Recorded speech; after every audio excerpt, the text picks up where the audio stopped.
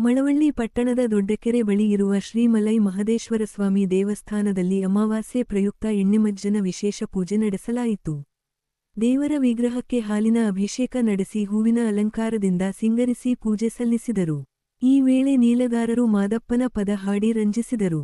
ಈ ವೇಳೆ ನೂರಾರು ಭಕ್ತರು ದೇವಸ್ಥಾನಕ್ಕೆ ಆಗಮಿಸಿ ದೇವರ ದರ್ಶನ ಪಡೆದು ಪೂಜೆ ಸಲ್ಲಿಸಿದರು. ಆಗಮಿಸಿದ ಭಕ್ತರಿಗೆ ಅನ್ನಸಂತರ್ಪಣೆ ಕಾರ್ಯಕ್ರಮ ನಡೆಸಲಾಯಿತು.